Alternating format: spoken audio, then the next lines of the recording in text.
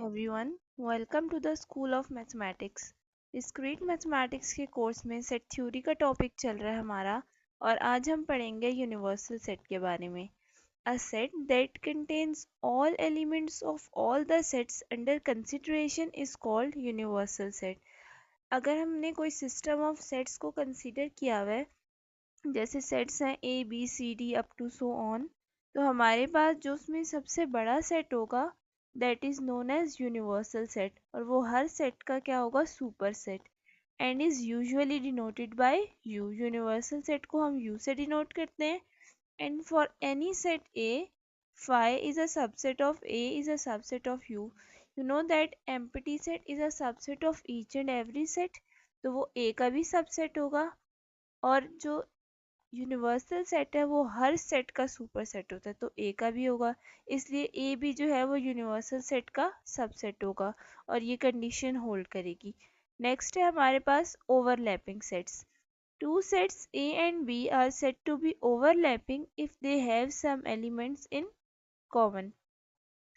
अगर दो सेट्स हैं हमारे पास ए और बी और हम उनका फाइंड करते हैं इंटरसेक्शन, और इंटरसेक्शन हमारे पास नॉन एम्प्टी आता है, तो हम कहते हैं कि उनके दरमियान तो फिर कुछ ना कुछ एलिमेंट्स आएंगे इंटरसेक्शन में, और हम कहेंगे कि ये सेट्स जो हैं वो ओवरलैपिंग है।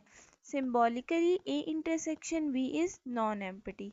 Disjoint sets.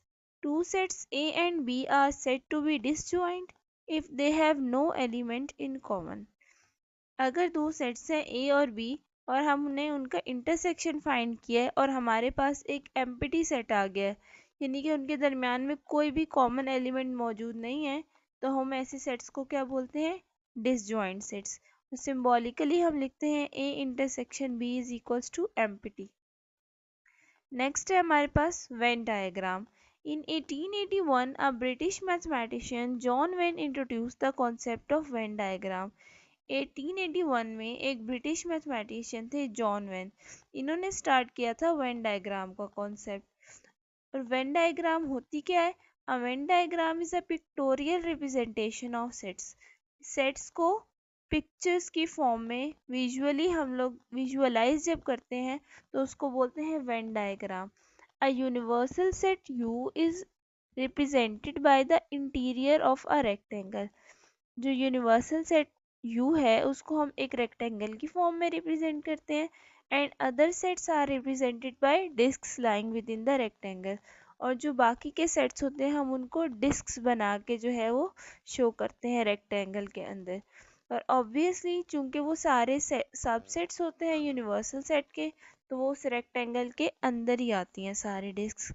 जैसे for example when diagram for subset relation, आप देख सकते हैं यूनिवर्सल सेट U जो है वो एक रेक्टेंगल के थ्रू शो किया हुआ है, और A जो है वो चूंकि B का सबसेट है तो पहले A को बनाया, और A का हर एलिमेंट B के अंदर है, यानी कि A पूरा का पूरा B के अंदर कंटेन करेगा। तो सबसेट रिलेशन के लिए इस तरीके से वेन डायग्राम बनेगी। नेक्स्ट है when diagram for overlapping sets. Overlapping sets वो होते हैं जिनके दरमियान में कुछ ना कुछ कॉमन एलिमेंट्स होते हैं, तो उनके लिए जब वेन डायग्राम बनाएंगे तो उनके कुछ एलिमेंट्स दरमियान में कॉमन आ रहे होंगे, तो इस तरीके से वेन डायग्राम बनेगी। नेक्स्ट है when diagram for disjoint sets. अब देख सकते हैं कि ए और बी के दरमियान में कोई भी कॉमन एलिमेंट नहीं है, उनका इंटरसेक्शन जो है वो एम्प्टी आया है। इस वजह से हमने क्या किया, ए और बी को बिल्कुल अलग अलग बनाया है, उनको बिल्कुल भी एक दूसरे के साथ टच नहीं किया। तो डिसजॉइंट सेट्स के लिए जो है वो इस तरीके से वेन डायग्राम बनती है। लेकिन अगर आपको इन जर्नल बताना हो कि आपने वेन डायग्राम बनानी है, तो आप लोगों ने क्या करना है कि हमेशा ओवरलैपिंग सेट्स वाली वेन डायग्राम को चूज करना है इन जर्नल। अगर उनके दरमियान में कोई कॉमन एलिमेंट आएगा तो वो दरमियान में आप शेड कर देंगे, अदरवाइज उसको ऐसे ही छोड़ देंगे। इन जर्नल जो है वो हम ओवरलैपिंग सेट्स को ही कंसीडर करते हैं अगर क्वेश्चन में मेंशन ना हो तो। नेक्स्ट है उसके बाद सेट ऑपरेशंस। हमारे पास 5 सेट ऑपरेशंस हैं: union of sets, intersection of sets, set difference, complement of a set and symmetric difference. तो वन बाय वन इन सारों को डिस्कस कर लेते हैं। फर्स्ट है union of sets. The union of two sets A and B is the set of all elements which belongs to A or to B or to both A and B, and it is denoted by A union B. दो sets की union जब find करनी होती है तो हम ए और B set के सारे एलिमेंट्स को कंबाइन करके एक ही सेट में लिख देते हैं, लेकिन रिपीटिशन अलाउड नहीं होती सेट के अंदर। तो यूनियन में वो सारे एलिमेंट्स आ जाते हैं जो या तो ए में होते हैं या बी में होते हैं या फिर दोनों में होते हैं। और सिंबॉलिकली सेट बिल्ड नोटेशन में इसको कैसे लिख सकते हैं? A union B is equals to X such that X belongs to A और X belongs to B।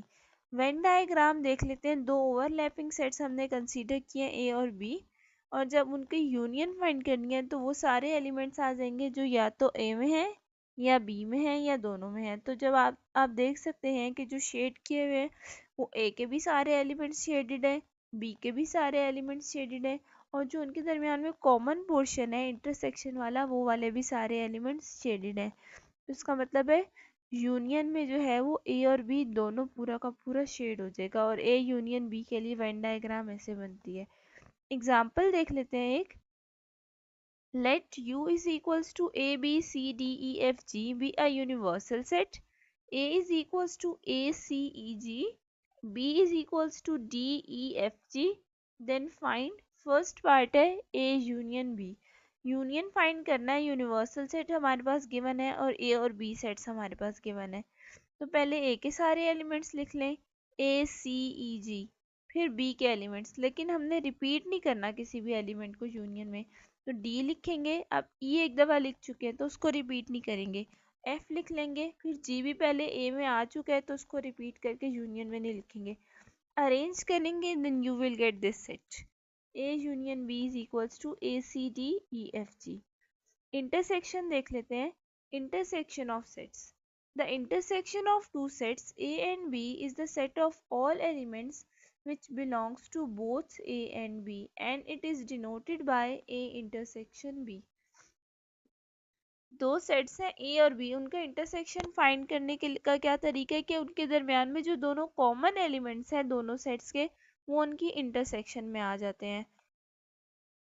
Symbolically कैसे लिखते हैं? A intersection B is equals to X such that X belongs to A and X belongs to B। ये जो head का symbol है ये and को रिप्रेजेंट कर रहा है, तो उनके दरमियान में दोनों सेट्स के कॉमन एलिमेंट्स आ जाएंगे। सो वेन डायग्राम देख लेते हैं। ओवरलैपिंग सेट्स हमने कंसीडर किया और जो दोनों सेट्स के दरमियान में कॉमन वाला पोर्शन था उसको शेड कर दिया। This is the Venn diagram for A intersection B. Example number 5 से ही डेटा ले रहे हैं, उसका सेकेंड पार्ट हमने निकाला है। ए और बी के दरमियान में जो कॉमन एलिमेंट्स है वो चेक कर लेते हैं। अब ए जो है वो ए में है, बी में नहीं है, बी दोनों में नहीं है, सी दोनों में नहीं है, लेकिन ये आप देख सकते हैं ए से भी बिलोंग कर रहा है और बी से भी बिलोंग कर रहा है, तो वो इंटरसेक्शन में आ जाएगा। सिमिलरली एफ जो है वो बी में है लेकिन ए में नहीं है, तो वो भी इंटरसेक्शन में नहीं आएगा। और जी जो है वो दोनों के अंदर मौजूद है तो वो भी इंटरसेक्शन में आ जाएगा। तो ए इंटरसेक्शन बी आ जाएगा ई जी। कुछ रिमार्क्स हैं उनको देख लेते हैं। if A and B are disjoint sets then A intersection B is equals to empty। आपको पता है अगर दो सेट्स डिसजॉइंट हो तो जब उनका इंटरसेक्शन लेते हैं तो आंसर हमारे पास हमेशा एक एम्प्टी सेट आता है। सेकंड है if S is equals to A union B and A intersection B equals to phi then we say that S is the disjoint union of A and B। दो sets हैं हमारे पास A और B और हमने क्या किया उनका intersection लिया और आंसर हमारे पास एक एम्प्टी सेट आ गया। और जब हमने यूनियन ली तो हमारे पास कोई ना कोई सेट बनेगा, उसको हमने एस का नाम दे दिया। तो हम ये कह सकते हैं S is the disjoint union of A and B. Third point है हमारे पास A intersection B is contained in A union B. अब जो ए इंटरसेक्शन बी है उसके अंदर ए और बी के कॉमन एलिमेंट्स होते हैं। इसका मतलब है इंटरसेक्शन का हर एलिमेंट ए में भी होता है और बी में भी होता है। अगर इंटरसेक्शन का हर एलिमेंट ए के अंदर है तो ए इंटरसेक्शन बी क्या हो गया, सबसेट हो गया ए का। सिमिलरली ए यूनियन बी में ए के भी सारे एलिमेंट्स होते हैं, बी के भी सारे एलिमेंट्स होते हैं। इसका मतलब है वो ए का भी सुपर सेट होता है और बी का भी सुपर सेट होता है। तो हम लिख सकते हैं कि ए जो है वो सबसेट है ए यूनियन बी का।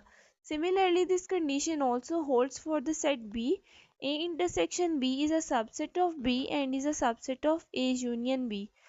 Fourth remark है, if A is a subset of B, then A union B is equals to B. A और B, अगर A जो है वो B का सबसेट है तो A का हर एलिमेंट B के अंदर ही चला जाएगा, और जब हम उनकी यूनियन लेंगे तो B इटसेल्फ आ जाएगा। सेकंड है A intersection B is equals to ए।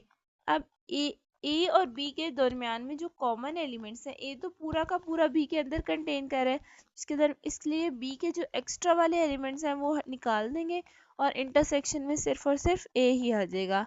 और इसका फिफ्थ रिमार्क है, A union B is equals to B union A. This is known as commutative law of union, कि ए का यूनियन बी के साथ लें या बी का यूनियन ए के साथ लें, आंसर हमारे पास हमेशा सेम ही आता है। Similarly A intersection B is equals to B intersection A. This is known as the commutative law of intersection. जो बाकी के सेट ऑपरेशंस हैं वो इंशाल्लाह नेक्स्ट वीडियो में हम लोग डिस्कस करेंगे। अगर आपको वीडियो अच्छी लगी है तो लाइक करें, इसको शेयर करें और मेरे चैनल को सब्सक्राइब करें। अल्लाह हाफिज़।